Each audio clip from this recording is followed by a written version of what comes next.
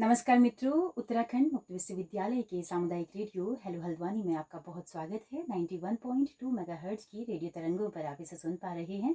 कार्यक्रम लेकर आए हैं हमारी हल्द्वानी, और हल्द्वानी के बारे में आज बताने के लिए हमारे साथ मौजूद हैं एक वरिष्ठ पत्रकार महेंद्र नेगी जी हमारे साथ मौजूद हैं। सच की तोप अखबार निकालते हैं, वेबसाइट है, यूट्यूब चैनल है और पिछले 10 सालों से ये अखबार निकल रहा है। महेंद्र जी, बहुत बहुत स्वागत है आपका रेडियो स्टेशन में। जी, बहुत बहुत धन्यवाद आपका। जी जी जी, वैसे तो आप पत्रकार लोग हैं, बहुत सारे लोगों के इंटरव्यूज लेते रहते हैं, लेकिन हमने सोचा कि शहर को अगर जानना हो तो एक पत्रकार की नज़र से ज़रूर जानना चाहिए, जी जी क्योंकि आपको वो तमाम सारी हाशिए पर पड़ी चीज़ें भी आपको मालूम पड़ जाती हैं। तो इसीलिए हमने आपको चुना है कि आप थोड़ा सा बताइए, क्योंकि हमारा जो रेडियो है वो हल्द्वानी शहर का रेडियो है। जी हेलो हल्द्वानी हम इसे बोलते हैं, बदलते शहर की धड़कन इसकी टैगलाइन है, क्योंकि हम देख रहे हैं कि हल्द्वानी एक तरह से पूरे कुमाऊं का केंद्र है, और कुमाऊं द्वार भी इसको कहते हैं, और बहुत तेज़ी के साथ बदल रहा है, मेट्रोपॉलिटन सिटी बनने की तरफ अग्रसर है। अभी कुछ फ्लाईओवर यहाँ पर प्रस्तावित हैं, तो कैसे बदल रहा है वो विकास जो है वो बहुत गड़बड़ ना हो, वो एक अच्छा विकास हो, सस्टेनेबल विकास हो, इसकी हम कोशिश करते हैं। तो चाहूँगी कि आप कितने सालों से हैं हल्द्वानी में, कितने पुराने हैं आप, हल्द्वानी के रहवासी कितने पुराने हैं? जी, ऐसा है, हम हल्द्वानी में काफ़ी समय से यहाँ पर रह रहे हैं। हम्म।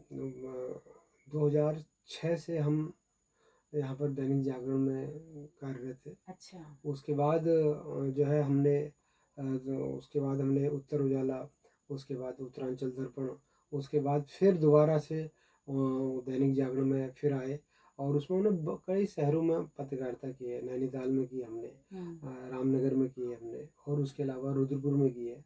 और आज जैसे अखबार और उत्तर उजाला अखबार से हमने हल्द्वानी को बहुत नज़दीकी से देखा है।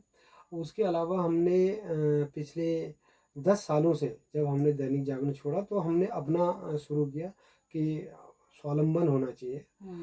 जो है एक पत्रकारिता का जीवन जो है खुद जीने का अनुभव होता है कि आप कैसे जो है चीज़ों को हैंडल कर रहे हैं, और उनका कैसे निराकरण आप अधिकारियों से करवाते हैं। उन जन मुद्दों को, जो जन सरोकार हमारे हैं, उनको कैसे हल करते हैं। ये हम इतने सालों से हम देख रहे हैं कि हम अपने अखबार के माध्यम से जन मुद्दे उठाते हैं, और उन मुद्दों पर जब बारीकी से अधिकारियों की नज़र जाती है तो उसमें कहीं न कहीं उस समस्या का समाधान और निराकरण निकालने की जो है तैयारी हो जाती है। क्या बात और है। कई ऐसे मुद्दे हैं जो हमने उठाए हैं और अधिकारियों ने उनको हाथों हाथ लिया, और वो जो है महीनों में न बल्कि दिनों में हल भी हुए हैं। क्या बात है। और सोशल मीडिया प्लेटफॉर्म्स ने मौका भी दिया इस तरह का कि आप अपना खुद का चैनल बनाइए, चलाइए, और इसीलिए हम कहते हैं कि जो बड़े अखबार हैं उनसे बेहतर है कि लघु अखबारों को, पत्रिकाओं को जो है वो बढ़ावा दिया जाना चाहिए। खबरों के कहीं एक पक्षीय खबरें ना हो, है ना, कोई गेट कीपर वहाँ पर न बैठा हो, जी तो इसलिए बहुत ज़रूरी भी है ये सब चीज़ें। जी तो महेंद्र जी, हल्द्वानी शहर को आपने किस किस तरह से देखा है बनते हुए? लोग कहते हैं कि कालाडूंगी चौराहे में बहुत बड़े जंगल हुआ करते थे, बाघ की दहाड़ सुनाई देती थी, तो आपकी मेमोरी में जो हल्द्वानी है वो कैसा था? हमारी मेमोरी में हल्द्वानी ऐसा था कि बिल्कुल गौला, जो आज गौला के किनारे इतने लोग बस गए हैं, ये बिल्कुल स्पॉट खाली होता था। और हम जवाहर नगर में हमारा घर हुआ करता था।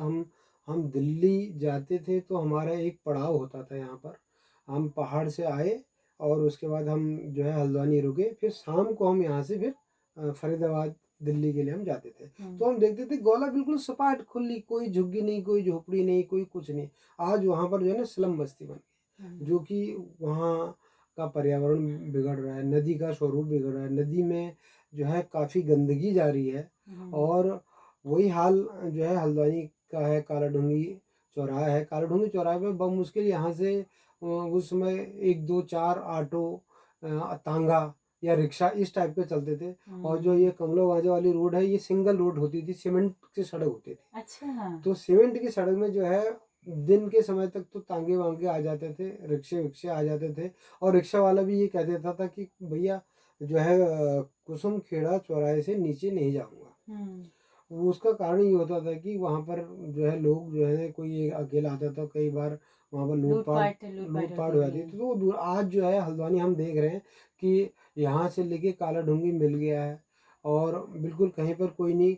आप रात जाइए दिन जाइए बिल्कुल एक समान है। उस समय तो एक बात है कि 6 बजे के बाद जो है वहाँ पर रिक्शे वाला साफ मना कर देता था कि अब तो हम नहीं जाएंगे। जाएंगे। तो हमने ऐसा देखा। और ये भोलानाथ बगीचा है, यहाँ पर बगीचा होता है, हीरानगर में पूरा बगीचा होता था। और तो ये आपका खूब खेत होते हाँ थे बिल्कुल खेत होते और थे, आम के आम के पेड़, बगीचे। आम के पेड़। और इधर को हम बरेली रोड को आते हैं तो ये सब हल्दू के पौधे होते थे। तो ये मोटा हल्दू इसका नाम, यहाँ बड़े बड़े मोटे मोटे पेड़, बड़े मोटे मोटे पेड़, इसका नाम मोटा हल्दू पड़ गया। और हल्द्वानी का नाम आप जानते हैं कि हल्दू के पेड़ से हल्दू आनी, तो वो विभ्रंश हुआ, उसके बाद इसका नाम हल्द्वानी हो गया। बाकी जो आज जो हल्द्वानी बन गया है, हल्द्वानी में तो आप ये समझिए कि ये एक जो है, अगर समायोजित तरीके से इसका विकास नहीं हो, प्लानिंग तरह, तो एक स्लम शहर बन जाएगा। सड़कें उतनी हैं, वाहनों की संख्या लगातार बढ़ रही है और पार्किंग की व्यवस्था बहुत कम है। हम जो है यहाँ के जो आला अधिकारी हैं और जो यहाँ के जो है राजनेता, नियंता जो हमारे हैं, उनसे हम ये कहना चाहेंगे कि जो शहर का जो स्वरूप अभी वर्तमान में बिगड़ रहा है, उसको रोकने का प्रयास करना चाहिए। और इस शहर को एक ऐतिहासिक शहर के रूप में जो है विकसित किया जाना चाहिए। जितना जो है कंजेस्टेड होता जा रहा है, उसके लिए ये प्रयास होना चाहिए कि सड़कें कम से कम इंक्लोजमेंट के तहत ना भरें, और जो है अधिक से अधिक जो है आवागमन की सुविधाएं, जो है जन सुविधाएं, जैसे टॉयलेट हैं और जो आपके छोटे छोटे हट्स हैं, ये चीज़ें होनी चाहिए। बड़ी बिल्डिंग जो लग जा रही है, उसके बाद उसमें पार्किंग की व्यवस्था नहीं होती, तो पार्किंग की व्यवस्था नहीं होती तो लोग लोग जो है सड़क पर गाड़ी खड़ी करते हैं। और फुटपाथ पे लोग यहाँ पर आप देख रहे हैं, मेन बाजार में आप पटेल चौक देखिए, काला डूंगी चौराहा देखिए, या आप तिकोनिया चौराहा देखिए, जो हमारे जो हो रेडी और ये है खोमचे, ये पटरी पे खड़े हुए हैं। तो पटरी पे जो जो एक पैदल आदमी का जो राइट है उस पर चलने का, तो वो पटरी जब कब्जा हो गई है, तो आदमी को जो पैदल चल रहा है वो सड़क पर चल रहा है। सड़क पर चल रहा है तो सड़क पे ही गाड़ी पार हो रही, तो जो यातायात है वो बिल्कुल ही बाधित हो जा रहा है। जिस पर पैदल चलना चाहिए वहाँ कब्जा है लोगों का अवैध, और जहाँ पर बस चलनी चाहिए, स्कूटर चलना चाहिए, वहाँ पर जो है पैदल चल रहा है। तो गाड़ी चलने का जो है जगह कितनी बचती है। और सिंगल लेन है, 2 लेन है, उससे ज़्यादा तो है नहीं। तो 2 लेन में एक लेन इधर से इंक्लोजमेंट होता है, कुछ इधर से इंक्लोजमेंट होता है, तो उसके बाद जो है ना पैदल चलने के लिए जगह नहीं बचती, लोग सड़क पर उतरते हैं और उसे एक गाड़ी ही पास हो पाती है। लेकिन जो ठेले लगे हैं उनकी भी अपनी रोजी रोटी का सवाल है जी। क्या कुछ ऐसा नहीं होना चाहिए कि एक इलाके को ही पूरा इस तरह का, जैसे मैंने देखा कुछ इलाके ऐसे होते हैं जहाँ गोलगप्पे बिकते हैं खूब, रुद्रपुर में एक इलाका देखा मैंने, वहाँ पूरे ठेले एक साथ लगे रहते हैं। तो ऐसा कुछ अरेंजमेंट हो जाए कि आपको खाना खाना है तो आप उस इलाके में जाइए, वहाँ ठेले लगे हैं। इस तरह से जो वेंडर पॉइंट है, नगर निगम इसके बारे में जो है संज्ञान ले रहा है। कहीं पर कुछ पॉइंट भी बनाने की चल रही है। अभी जो है ऐसे एरिया विकसित करने का जो है प्लान होना चाहिए सरकार का, कि जहाँ पर ऐसे जो छोटे हैं, जो है गरीब लोग हैं, अपना व्यवसाय कर रहे हैं, या फिर ये समझिए कि जहाँ सस्ता सामान लोगों को उपलब्ध हो जाता है, उनके लिए एक वेंडिंग जोन होना चाहिए, कि वो अपना जो है वाहन या जो उनके रेडी है वो वहाँ पर खड़े करें, वहाँ पे भेजें। अगर मान लिया ऐसी जगह नहीं मिलती है, तो ऐसे रेडी को इनको चलने लगातार चलना चाहिए। अगर खड़े होने में इंक्रोचमेंट है, अगर वो चलता रहेगा, जगह बदलता रहेगा, तो उसमें भी दिक्कत कम आएगी, ऐसा हमारा मानना है। और हम ये भी मानते हैं कि जो ये 2200 करोड़ रुपया माननीय प्रधानमंत्री नरेंद्र मोदी जी ने जो हल्द्वानी शहर के लिए दिया, इससे समुचित विकास होगा। और जो हमारे जो ड्रेनेज सिस्टम है और जो हमारा नालियों का सिस्टम है, वो सिस्टम सुधरेगा। और सीवर जो है, सीवर लाइन है, सीवर लाइन पड़नी चाहिए, ताकि जो है शहर में गंदगी न रहे और वो सीधे उसका शोधन होके वो सीधे बाहर निकल जाए। बरसात में आप देखते हैं कि काला डूंगी रोड हो, नैनीताल रोड हो, सब ताल तलैया बन जाता है और इससे कई दुर्घटनाएं हुई हैं, करंट फैल जाता है। बीच में वो कॉल टैक्स के बाद एक पिछले साल की बात थी, एक लड़का जो है साइकिल से जा रहा था, पोल से टच हुआ, उसकी डेथ हो गई। तो और भी कई ज्वलन समस्याएं आजकल समस्या है कि आवारा जो है ये जानवर ये घूम बिल्कुल, रहे हैं। बिल्कुल, बिल्कुल। अभी अच्छा, भी ये एकाएक आए कहाँ से? क्या लोगों ने ये छोड़े या कुछ लोग कह रहे हैं कि नीचे तराई से आए हैं? देखिए ऐसा मामला है, क्या है? देखिए मामला ये है, सीधी सी बात है, इनकी विपणन व्यवस्था जो है गौवंश की ख़त्म कर दी गई है। हुँ, पहले ये होता था कि इनकी बिक्री होती थी, कोई कोल्हू के लिए बैल ले आता था, कोई वैसे ले आता था, तो उससे विपणन की व्यवस्था ये है कि होती रहती, तो उनकी कीमत रहती थी। आज आदमी ये है कि उनको जो हमारे जो खेत है, पहाड़ में तो खेत बंजर है, यहाँ जो है वो ट्रैक्टर से जोतते हैं। पहले हुँ, बैल का इस्तेमाल होता था, वो उनकी जो है बैलगाड़ी भी खींचता था, उसका उपयोग होता था, और उससे खेत में हल चलाता था, बिल्कुल। उसका उपयोग था। लेकिन आज उसकी उपयोगिता नहीं है। और सिर्फ और गाय का भी मामला ये है कि वो आदमी तब तक ही उसे रख रहा है जब तक दूध दे रहा है, दूध बिल्कुल। दे नहीं दे रही है गाय तो उसको वो सड़क पर छोड़ दे रहे हैं। तो हुँ, वो सभी लोगों ने धीरे धीरे छोड़ना शुरू कर दिया। और कुछ ऐसा है कि कुछ लोगों को ये जो है जिनके ये इन्होंने छोड़ दिए, वो इकट्ठे यहाँ भाबर की तरफ आ गए। पहले हमने खुद नहीं देखे थे यहाँ कि किसी का एक जानवर सड़क पर नहीं था। आज तो जानवरों की हुँ। लाइन है चौराहे पर, सारे जानवर इकट्ठे, जैसे कि उनकी मीटिंग हो रही है, ऐसे बैठे हुए हैं।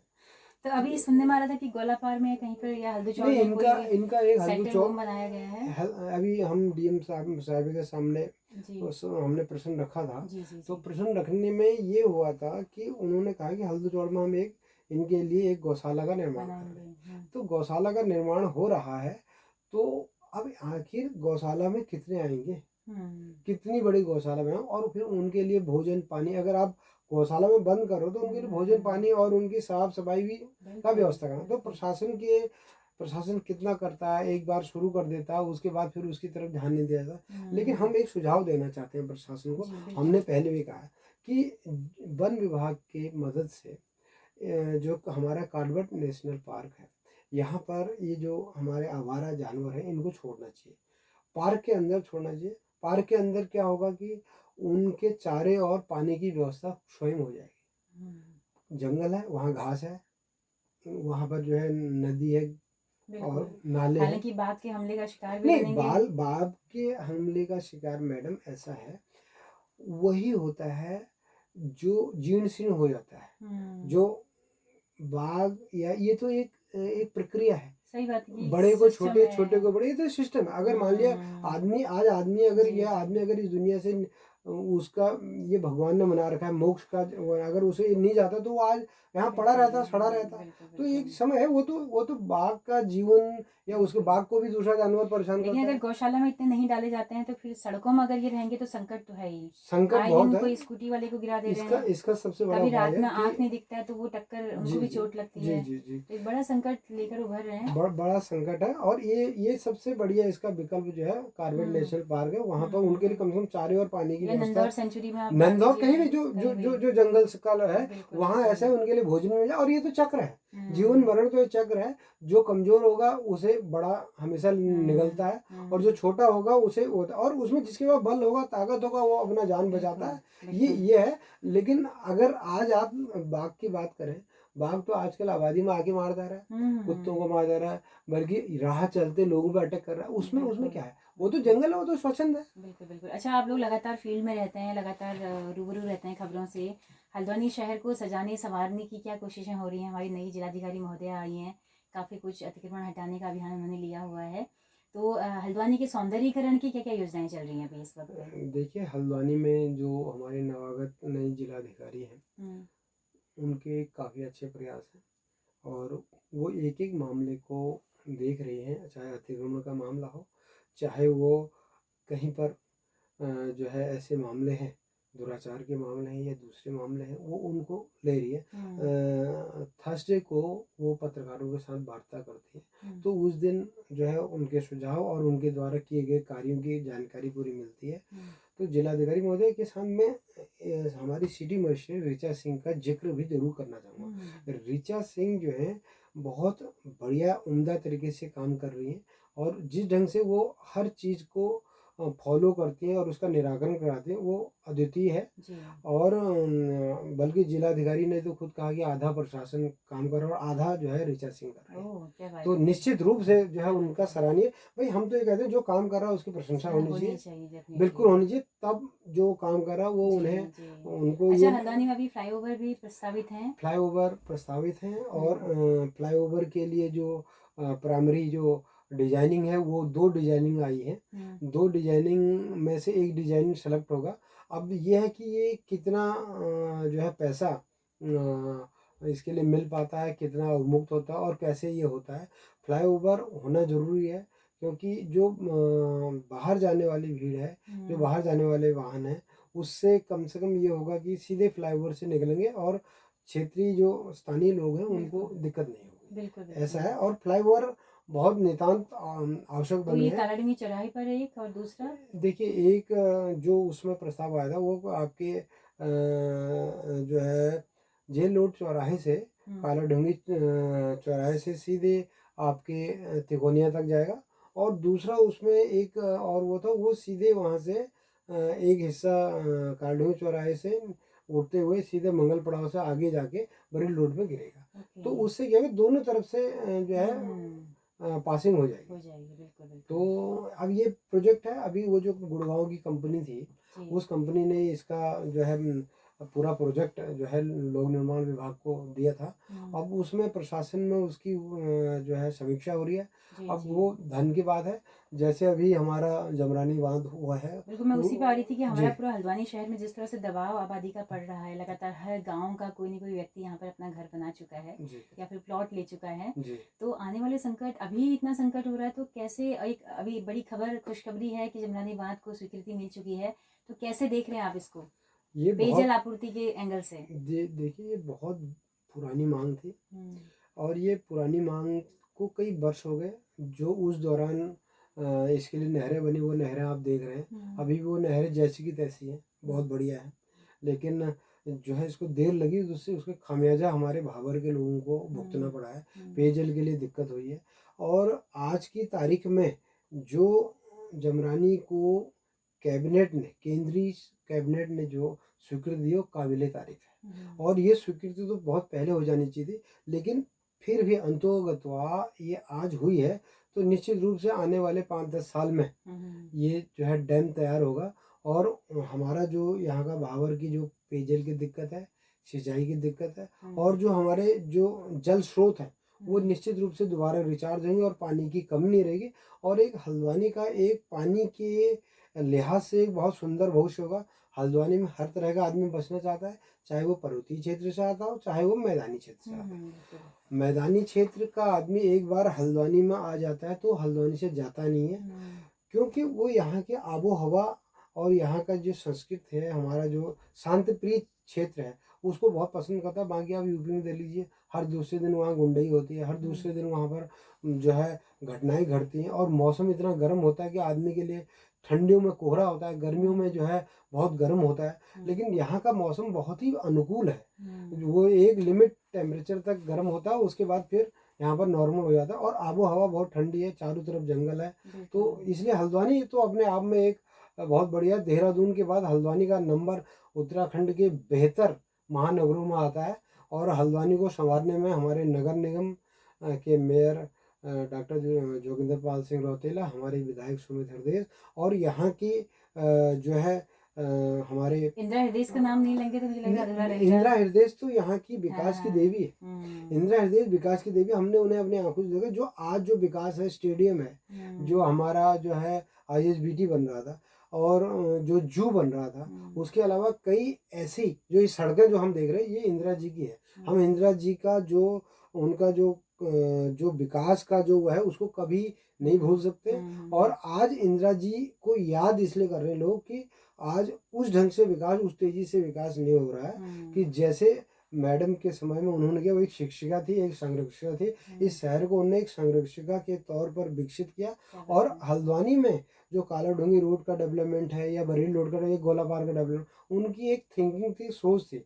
और वो जो कार्य को करने के लिए ठान लेती थी, हुँ। वो चाहे कोई भी बात हो उसको पूरा करती थी। हमने अपने आंखों से उन्हें देखा है। हमारे कार्यक्रम में कई बार वो हमारी जो वर्षगांठ होती है उसमें वो मुख्य अतिथि रहती थी। बिल्कुल, और बिल्कुल। वास्तव में वो जन मुद्दे, और उनके लिए कोई दलगत राजनीति से ऊपर उनके पास कोई आता था मदद लेने के लिए, तो वो हुँ, अधिकारियों को तुरंत हुँ, और वो समझा भी देती थी कि बिल्कुल। भैया अगर आप ऐसे काम नहीं कर रहे हो तो आप अधिकारी के लायक नहीं हो, तो काम होता था। बिल्कुल, बिल्कुल। इंदिरा जी को याद करना बहुत बिल्कुल, जरूरी बिल्कुल। है। महीन जी बहुत अच्छी बातें आपने बताई और ये बातें तो इतनी हैं, जी, देखिए बातें आप तो बहुत है मैडम। पत्रकार हैं, जी एक-एक ही विषय पर बात करने लग जाएँ तो घंटों बीत जाएँगे, तो फिर से आपको आप आमंत्रित हैं हमेशा ही, जी सामुदायिक रेडियो है ये आप ही लोगों का, सभी का रेडियो है। जी तो उम्मीद करते हैं कि बातचीत लोगों ने सुनी होगी तो थोड़ा और बेहतर तरीके से हल्द्वानी शहर को समझ पाए होंगे। जी तो नेगी जी बहुत शुक्रिया आपका। जी जी, बहुत बहुत धन्यवाद। जी, जी। आपने हमें यहाँ आमंत्रित किया, जी। आपका बहुत धन्यवाद। और हेलो हल्द्वानी जो रेडियो स्टेशन है, ये दिन रात जो है तरक्की करे। और हम कुलपति महोदय से भी अनुरोध करते हैं आपके हेलो हल्द्वानी के माध्यम से, कोई इसकी जो क्षमता क्षमता को 3-4 गुना बढ़ाने की आवश्यकता हो रही है, ताकि ग्रामीण क्षेत्रों में भी जो एक बात है, जो जन सरोकारों की बात है वो जी। पहुँचे। जो हमारा जो एरिया है, अब हल्द्वानी एक हल्द्वानी नहीं रह गया। हल्द्वानी तो ये देखिए पूरे नैनीताल जिले का एक हार्ट है। हुँ। बिना हल्द्वानी के नैनीताल जिले में कहीं पर कोई कार्यक्रम सफल नहीं होते हैं, और कोई भी आंदोलन होता है वो हल्द्वानी की थाती से चलता है, तब वो सफल होता है। आपने बिल्कुल। हमें बुलाया, बहुत बहुत धन्यवाद जी, आपका। जी, जी, बहुत शुक्रिया। तो आपने जो बात कही है क्षमता बढ़ाने की, तो ये पॉलिसी लेवल का मामला है और ये पूरे देश भर के सामुदायिक रेडियो की एक माँग है कि इसकी क्षमताएँ बढ़ाई जानी चाहिए, तो ये मंत्रालय का मामला है। जी तो हम उम्मीद करेंगे कि जल्दी ही होगा, क्योंकि शहरों का विस्तार हो रहा है, तो रेडियो का विस्तार भी होना चाहिए। जी तो दोस्तों, आप सबका भी बहुत-बहुत शुक्रिया इस कार्यक्रम में अंत तक हमारे साथ बने रहने के लिए। और हम बता दें कि आपको ये सामुदायिक रेडियो है, जिसकी पहुँच रेडियो में केवल हल्द्वानी शहर तक है। लेकिन अगर आप दूर-दराज पहाड़ों में या देश के कहीं भी हिस्से में इस रेडियो को सुनना चाहते हैं, तो हमारे यूट्यूब चैनल के जरिए आप इन कार्यक्रमों को सुन सकते हैं। हेलो हल्द्वानी नाम से हमारा यूट्यूब चैनल है, फेसबुक पेज है, इंस्टा अकाउंट है। आपके फीडबैक का बहुत बेसब्री से इंतजार रहेगा। तो इसी के साथ महेंद्र नेगी जी के साथ में अपनी रेडियो मित्र सुनीता भास्कर को दीजिए इजाजत। नमस्कार। नमस्कार।